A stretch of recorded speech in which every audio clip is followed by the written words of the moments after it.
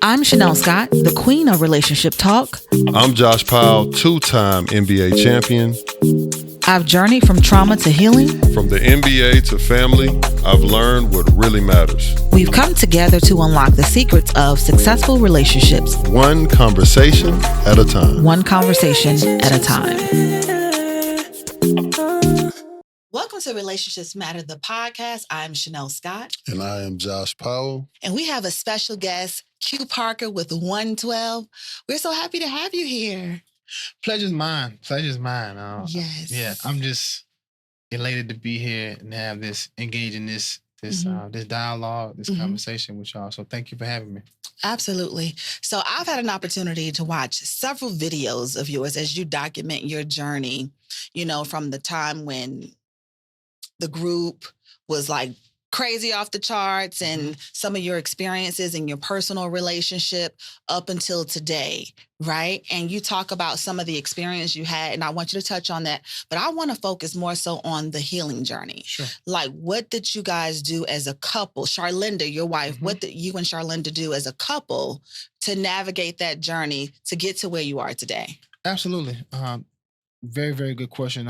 Before I do anything, hey, babe. Big shout out to my wife, Charlinda. We just celebrated 21 years. Yes, wow. That's awesome. And I always say that there's no way you can amass such a accomplishment without some peaks and valleys. Absolutely. And our journey to 21 years has been nothing short of that. I believe that entering into this industry, I really had no idea what adulthood was going to present to me. And when you enter into the entertainment industry as a teenager, you're really put in the fast lane. Like, you're put in the HOV lane, and it's just like go, go, go, go, go. And a lot of times during that, stuff is coming so fast that you're not really paying attention to the levels of growth. And you end up getting into some things that may not be for the best benefit to you. Right. And I always say that getting married at age 26, while I was still growing into myself, riding the highs of the entertainment industry and what it puts in front of you, I know that I wasn't ready for a full commitment such as marriage when I said, yes, I want you to be my wife. Right. And it wasn't anything about any pressure or anything. My wife is 4 years older than me. And so it was no pressure or anything. However, I come from a mother-father household. Right.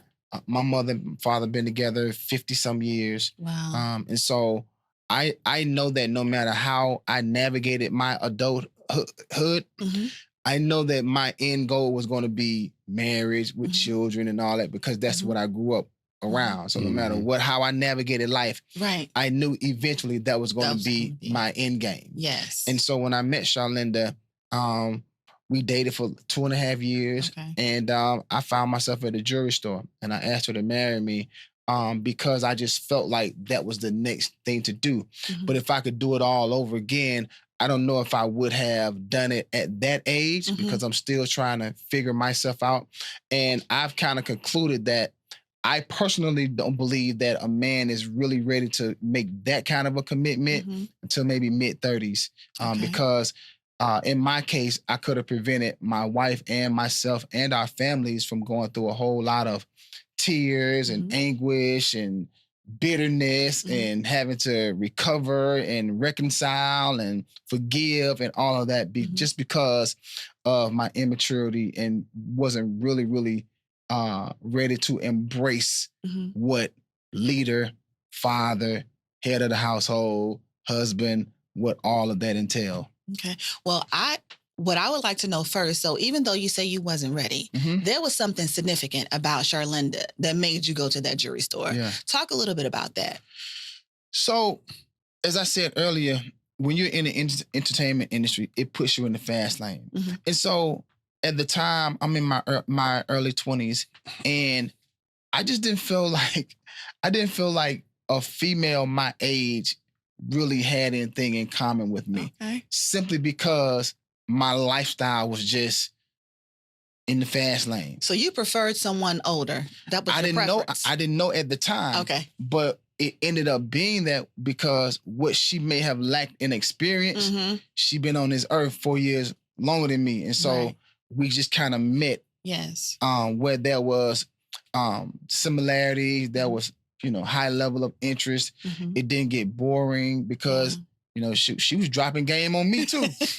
As an OG, she was dropping games on me, teaching me things that I just didn't know that was a requirement when you're officially like going steady, like when you're officially dating somebody, like, no, you got to do this, you got to do this. Oh, for real? I ain't know that. But what's one or two of the things that she dropped on you? So when I met Charlinda, our daughter at the time, she was 9 years old.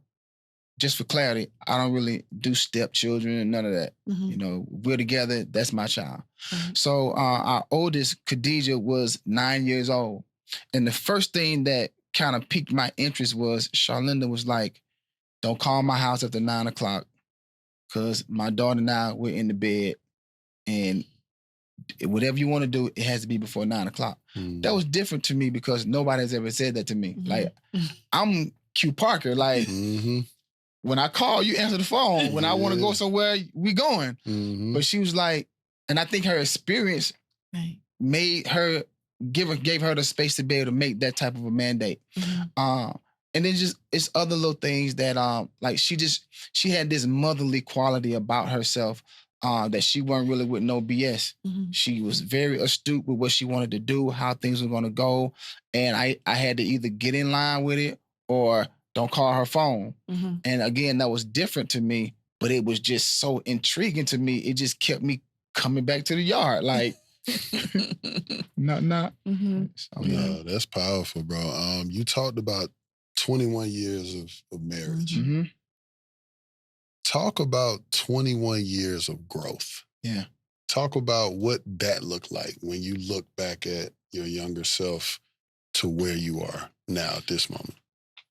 When I look back, the first thing is I'm grateful that she had the patience to give me the space to grow and mature. Because the Q Parker in the mid-20s was just all about career, all about, what I wanted and what I needed. Sidebar, I read this book, Dr. Kunjufu, he itemizes and he talks about the 3 stages of manhood: boyhood, malehood, boyhood, and manhood. Malehood is just gender-based. The anatomy says that you are a male. Boyhood phase is when you go through life feeling like the world owes you. What can I get from you? Serve me. It's all about me. But then manhood is that ultimate achievement where it's about legacy. It's about respect. It's about integrity. It's about generational wealth. It's about covering, protection, provision. It's about all those things. And what he states in the book that a lot of men even fail to get to manhood stage because they're stuck in the boyhood stage. Still, what can you give to me? And so I appreciate Charlinda having the patience with me to allow me to get my priorities intact. And so, but to answer the question, how do we get here? I think, as I said, it's patience. It is learning how to be compatible. It's time. It is being a surveyor, keeping your surveillance cameras on, because I think that every so many years, individuals change. And if you're not paying attention, you'll miss out on that adjustment. What I liked as a 30-year-old may be totally different than what I like as a 35-year-old. But if you're not paying attention and you miss it, you're thinking that this is what I need, but you still in the 5 years ago guy. And so I think we've been able to do that. Communication, obviously, and just being real, being honest, not being afraid to be vulnerable, and being just an ultimate teammate, which is something that is just embedded in me. Playing sports as a kid, but also being in a group, having to rely on your brother and being the ultimate teammate. Well, I look at marriage as one of these teams that I'm a part of. And if I do my job, we as a team become successful. If she does her job, it contributes to the success that we'll have as a team.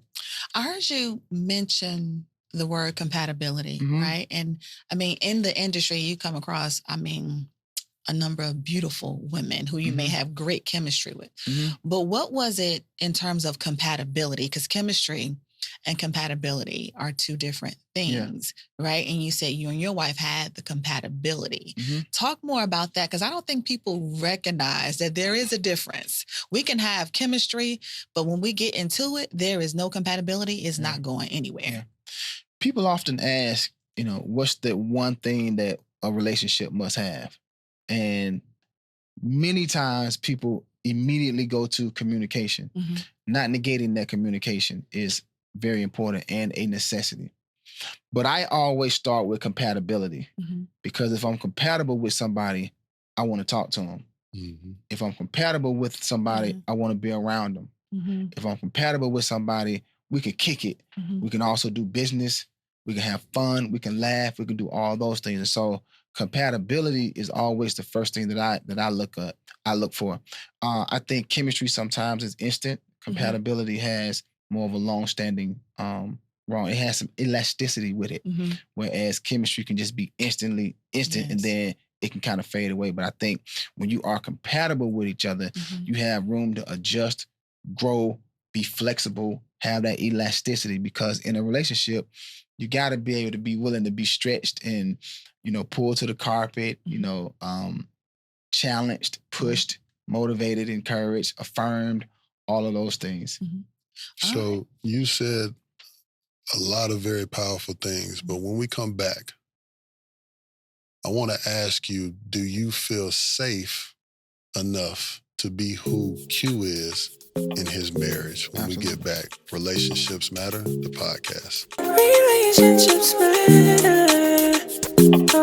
Welcome back to Relationships Matter podcast. So guys, before we get back into this interview with Q Parker, I want to remind you all to like, subscribe, and share on all of your favorite podcast platforms.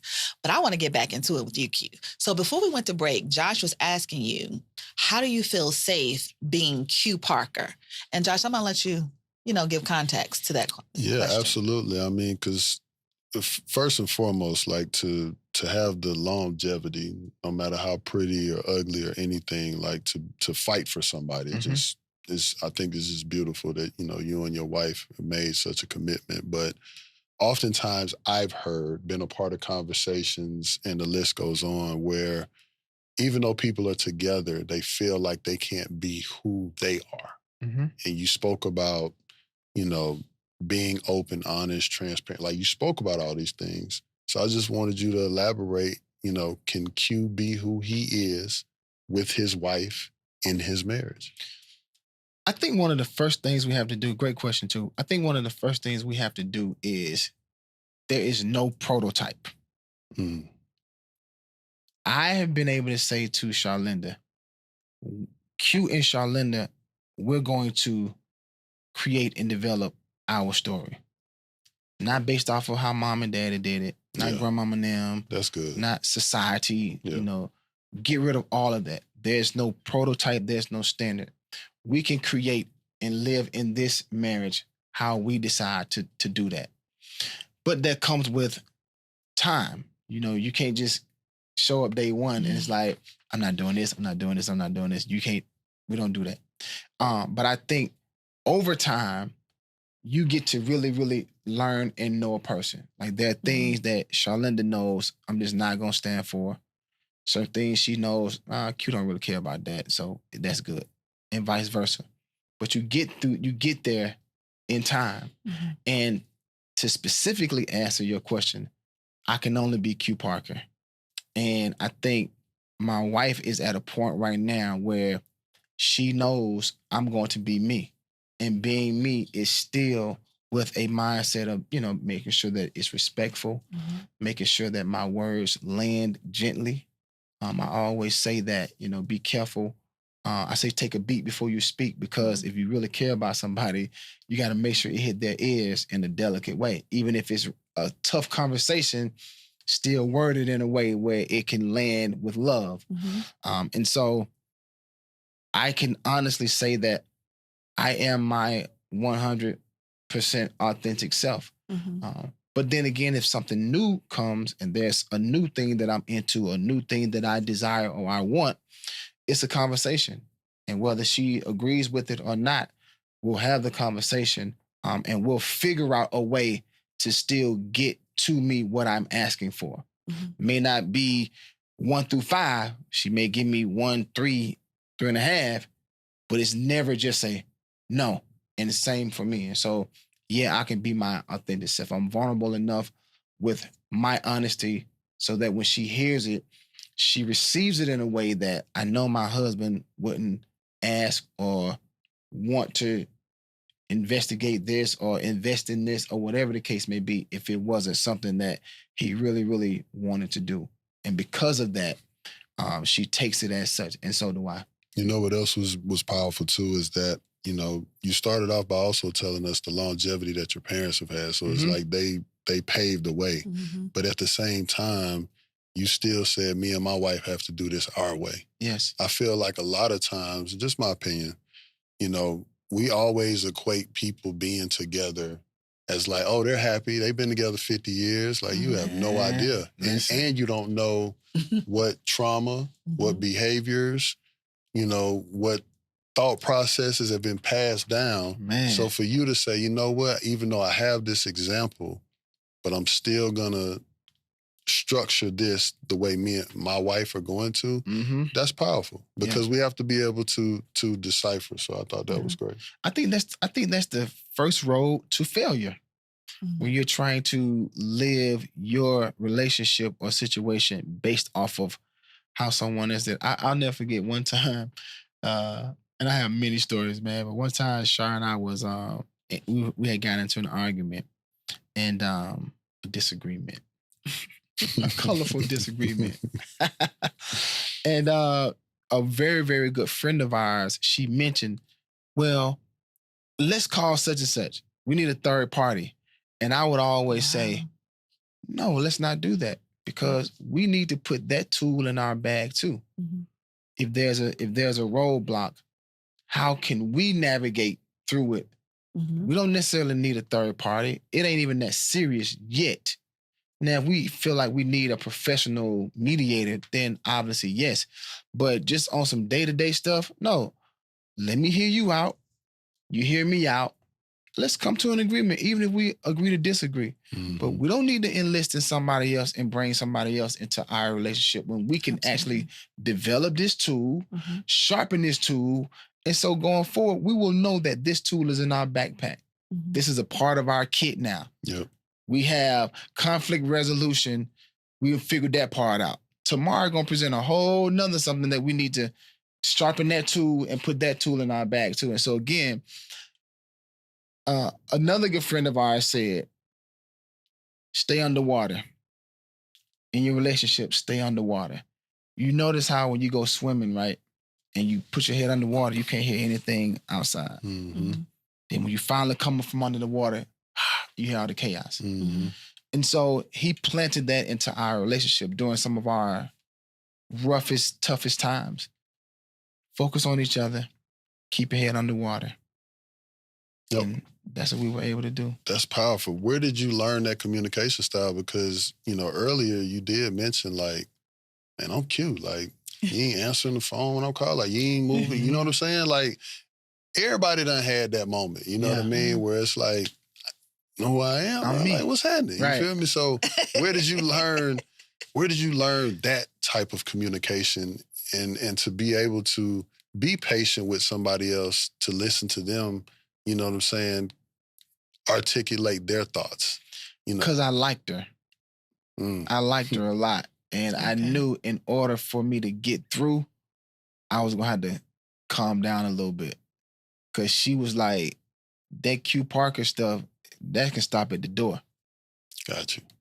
You're not going to be that dude when we together. I get that's what you do and that's who you are out there. But if you want this to progress, you need to lead that guy, the performer out there. Wow. And I liked her enough to say, you know what? I'm willing to do that. That's big because so many people still will follow the performer. Yeah. And they have no problems with it because they enjoy the perks. Yep. Yeah. Yeah. What are some other practical principles that you guys have implemented in your relationship that you could share with some of the viewers? You've named quite a few already, but just things that you guys implemented in your relationship that helped you get over whatever difficulties you were experiencing. Because, I mean, just the idea of, like, we know your story. I hate to go back to the past, but like navigating through infidelity and getting to a place where she could actually trust you again. What did that look like? And that's like one of the toughest. That's like one of the toughest things to overcome. You know, they talk about hills and molehills and all that, peaks and valleys, but climbing the road from infidelity is like climbing Mount Everest. I'm telling you. You got to be built for it. Goodness. Wow. You got to be built for it. And if it matters to you, you'll fight.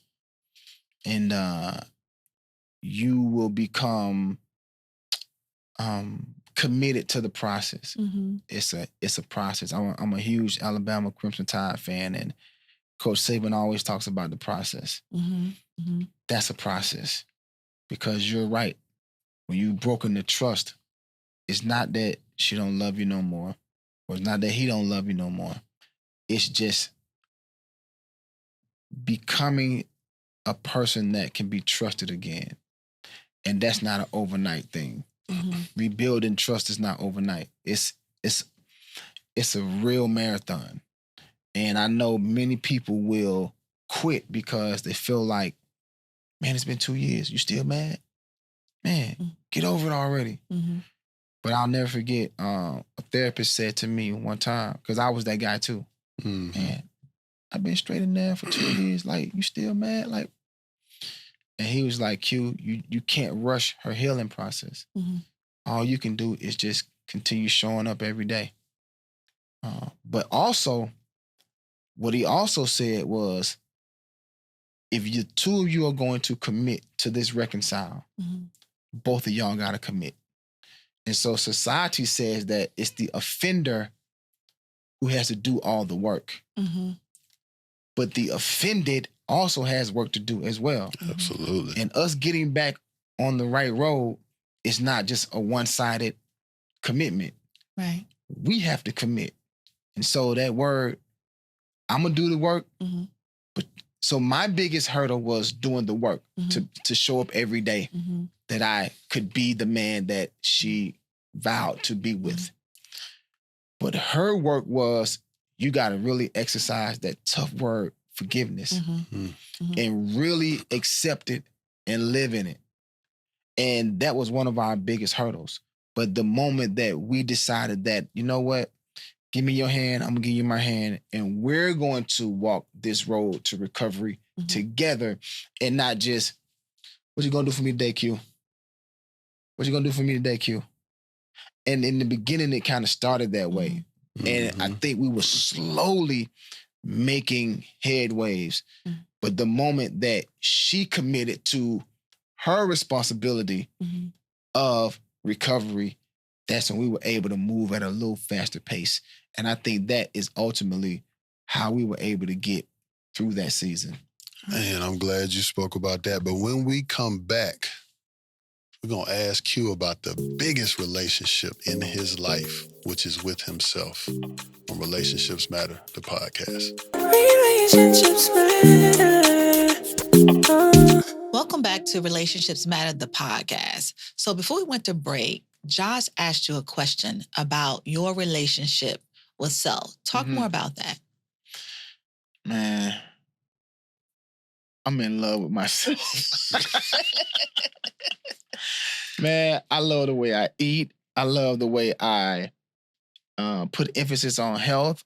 I love how I have made it a priority to have self-care.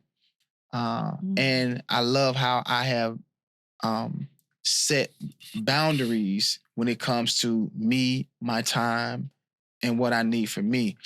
Because I realized that as a provider, and a person who is in a role to protect and do all of those things, I'm no good to nobody if I'm no good to myself. Mm-hmm.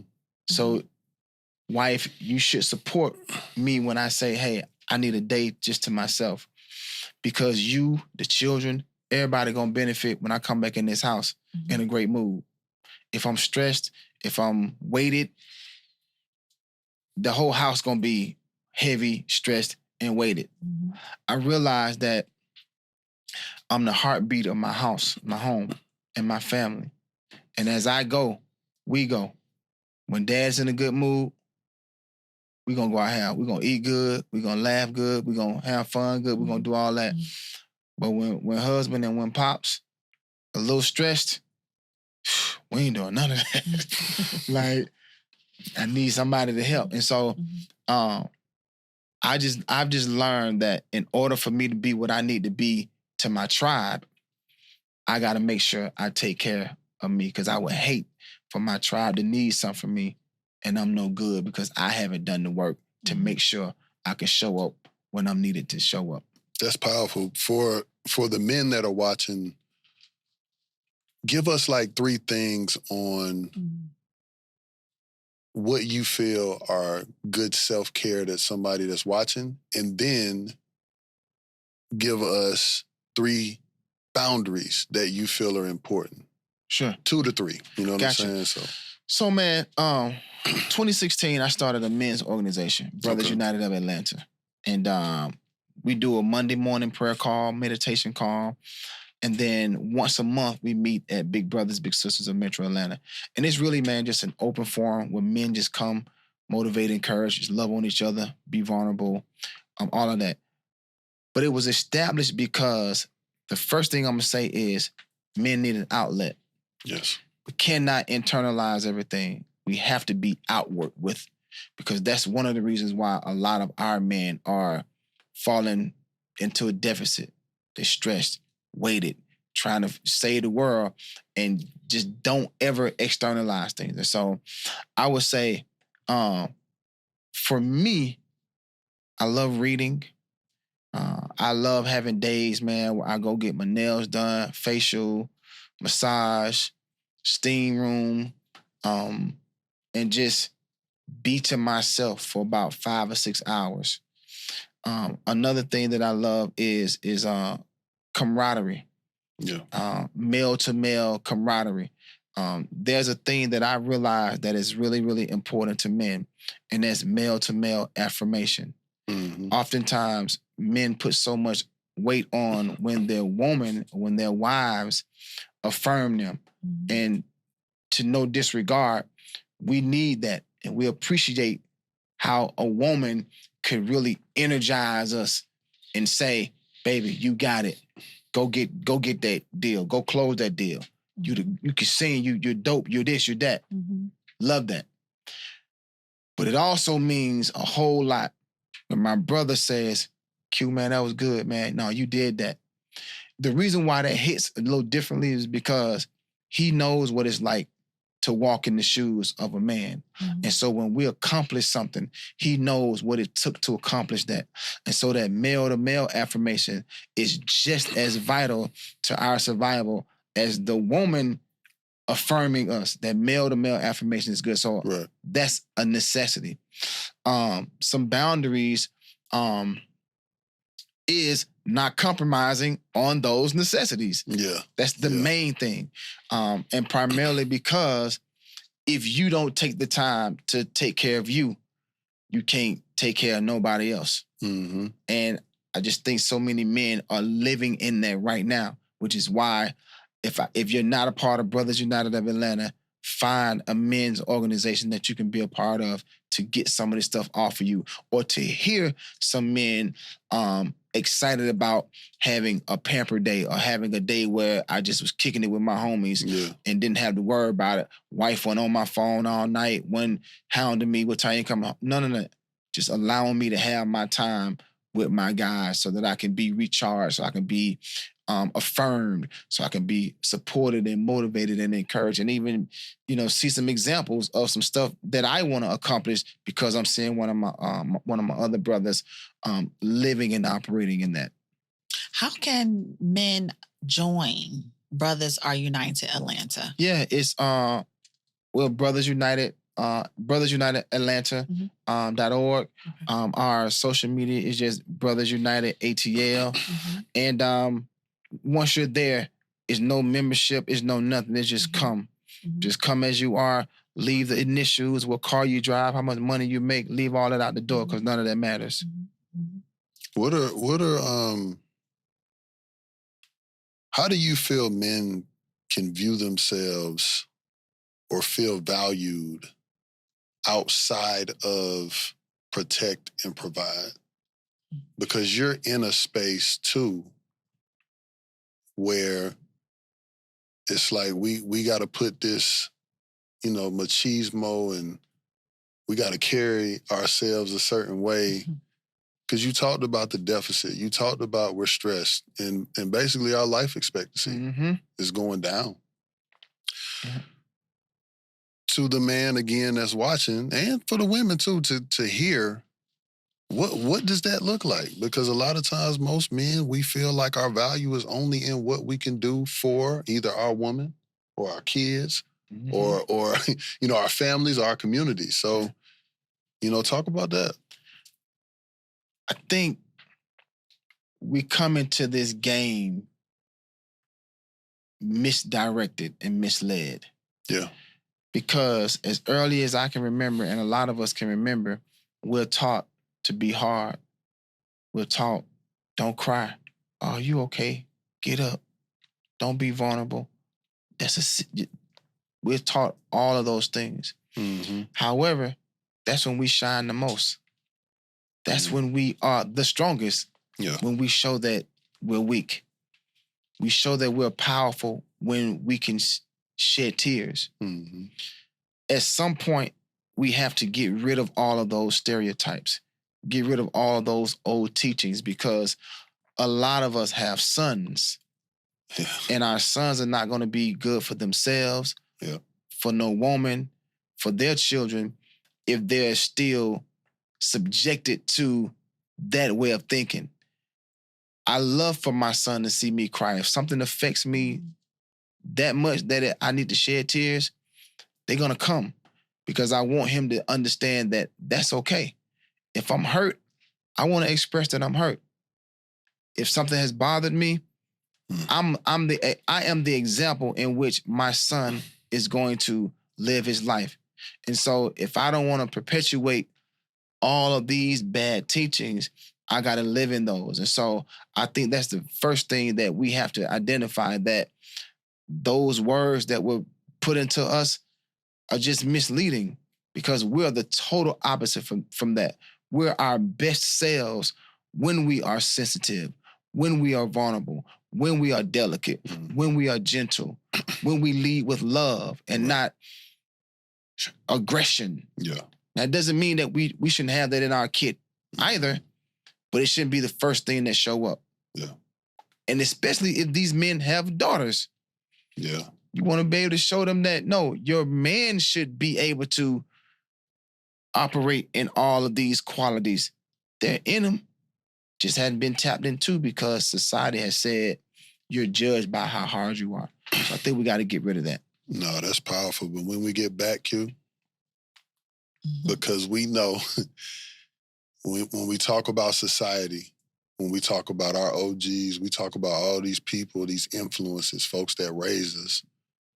I want to know how you were able to break that, because it's not easy for many men to want to break that cycle, considering the teachings and where you get them from. So when we come back, that's my question for Mr. Q Parker. And y'all are tuned in to Relationships Matter, the podcast. Relationships Matter. Welcome back to Relationships Matter podcast. So Q, talk to us about how you unlearned and relearned how to balance like manage your own family dynamic over against maybe certain things that you learned growing up? Mm-hmm. How did you implement new ways of doing life? Yeah. So during the time of trying to win my family back, not just my wife, but my family, I realized that I didn't have a go-to person that I could just talk to.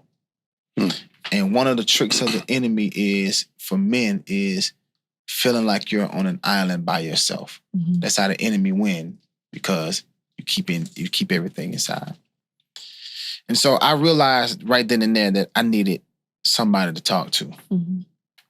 But then also, my son was born, and I knew that I did not want to instill in him things that would prevent him from really, really maximizing who he is supposed to be. I knew that he was watching me. And so when I had to reclaim my family, I sat him down and I had a conversation. Hey, yo, Dad didn't do what he was supposed to do. However, I'm going to show you that I'm going to commit to winning the family back. And so just in that lesson right there, he sees my dad as my hero. But dang, my dad messed up. Wow, my dad committed to fighting and getting the family back. Wow, my dad is present. And so regardless of what I was taught all those years prior to this season in my life, I had to figure out what is the best for me. And I was able to deduce that it wasn't the stuff that I had been taught all these years, because a lot of those things that I was taught was the single man, the ego, the pride. I was stuck in that boyhood stage. What can the world give to me? And I realized that in this vehicle with me is my wife, my children, my family. And it's up to me to navigate us to safety. And not only am I going to navigate to safety, but my children are actually in the backseat watching every stop, every yield, every lane shift, every landmark. And so I'm just hoping that, they'll pass that on to their children, because I witnessed my dad do X, Y, Z. And then hopefully my grandchildren are saying, yo, my GP was thorough because he was able to navigate properly and get us all into a safe space. How important is mentorship? Yes. Mentorship is absolutely necessary. I came across a piece of information, I think maybe like last year. Do you know that in certain countries, mentor is not even a word? It's not even a word in certain countries. Mentor was created because of the lack of fathers in the household. And in other countries, their percentage of fathers not being in the household is higher than it is in America. And so if you talk to somebody in foreign countries, they will know what the word means today because it's a word that's so often used. But years ago, before mentor became the word, they probably wouldn't have even known what the word meant, because fathers are apparent in their homes. And so what do we do in our country, in our world, where there's a lack and there's an absence of men? Now the village is really raising the child. You need Mr. Man, Mr. Smith on the corner to try to, no, tighten up, young man. Nah, you don't need to do that. And so mentorship is critical. I mentioned earlier today that on this interview that my organization, Brothers United of Atlanta, is partners with Big Brothers, Big Sisters of Metro Atlanta. And big shout out to my brother, Kwame Johnson, who is the CEO of BBBS, with a mission to pair littles with bigs, because there's so many littles on the waiting list just for a mentor. And so everybody that's a part of Brothers United, because of our partnership, it's almost a requirement for you to become a big, to register to become a big, because there's so many young men and young girls that are on the waiting list needing a big, and having the right mentor could really set a child who was on a wrong path to righten that path and becoming, accomplished, and in some cases, life-saving relationships. So I think mentorship in our country and in our community is so critical, man, to the success and or failure, even life and death in a lot of cases when it comes to our children and our communities. No, that's big. What does success look like to you? Just kind of shifting gears real quick. Man, success looks like health. I'm on a mission, man. I'm 47 years old, and I'm trying to defy what 47 look like, what 48 look and feel like, what 49 gonna look like. And man, I got quotes for days for you. But I heard this, one of my mentors told me, he said, when you're born, you look like your parents. But when you die, you look like your choices. I've heard that. And so I can look at the choices that I'm making today and know that whenever my day is called, man, I'm gonna be a handsome, I'm gonna be fit, I'm gonna be in shape. Yes, sir. My skin gonna be nice and glowing. My teeth gonna be right. Like, I'm trying to keep my hair, but doing the best I can with what I got, man, just I think health, man, because if I'm healthy, I got the energy to go out here and get money. If I'm healthy, man, I got the strength to go and be committed and consistent with whatever it is. If I'm healthy, man, my mind is sharp. So I can continue being a serial entrepreneur because I'm such a creative, man. I'm thinking of ideas and businesses all day. But if I'm not healthy, all of that stop. If I'm healthy, man, I can move. I can rock. I can do all of these things. I can be active for my grandbaby, right? And I got 2 grandchildren on the way. Congrats. And so for me, it's legacy and it's health, man. Without our health, man, we don't have anything. And I'm committed to, God willing, I'm gonna see 90 years old or better. That's refreshing. I know it. I'm gonna see 90 or better. Yeah, that's refreshing to hear another man talk about health. Absolutely. Because I from my perspective, like when I look at social media, when I'm in the circles that I'm in, and I'm not saying that it's a bad thing, but we're in a day and age of that grind mentality, right? You can sleep when you die. You know what I'm saying? But to hear you say, I get my toes done, I get my nails done, I get facials, you know what I mean? I'm concerned about what I eat. You know what I mean? Getting rest, making sure I work out, taking care of my body. All of these different things that the traditional man just doesn't think about. You know what I'm saying? Because in a sense, it's like we really don't matter in our homes, in our communities, to our families, to our friends. Because if you don't have a bag, you can't talk to me. You can't even be in this circle. So I had to address that, because you're speaking about a lot of things when you talk about self-care. I hope that doesn't go over whoever's going to watch this, because it is important, not just for men, but for women too. Period. It's important because, like you said, we can't function on an empty cup. And I got a real big question for you. As soon as we get back, Relationships Matter, the podcast. I love doing that, Q. Yeah. Relationships Matter. Welcome back to Relationships Matter, the podcast. So before we went to break, Josh said he had to ask you a question. But before we get to his question, what I would like for you to do is, so relationships are evolving, right? What is one piece of advice, because you fought for your relationship, right? It's a different generation now. There's no longevity in relationships today. people get into a fight. Next thing you know, they get a divorce. We see it on social media all the time. What is one piece of advice that you can offer this new generation, or even someone in the same position as you are in terms of industry, or, you know, in a musician or an artist? Because so many things are moving so fast nowadays, I would say be patient.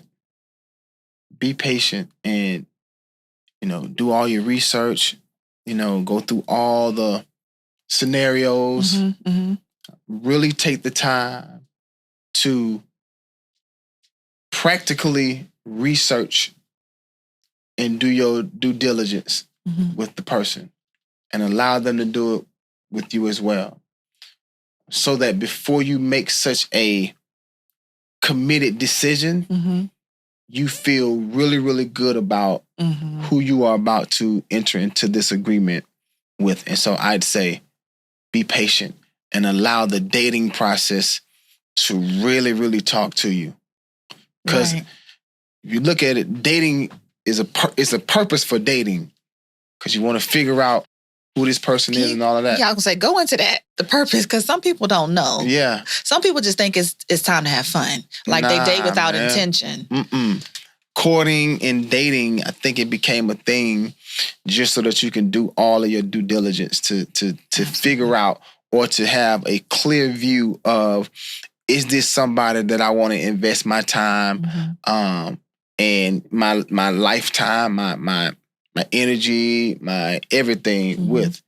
And throughout the dating process, you will eventually get some signs, good or bad, if this is the person that, and you'll never 100% know, but I think that the dating process it's best when you have patience and when you allow those things and those feelings to develop organically. Okay. That's powerful, bro.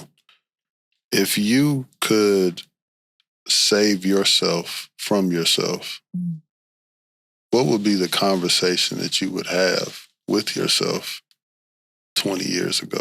Man, I see why you asked that last. I see what you did there. I would say to myself 20 years ago, patience. I would give myself the same advice that I just gave you.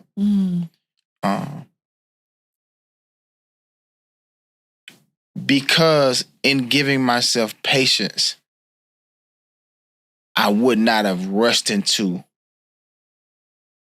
marriage.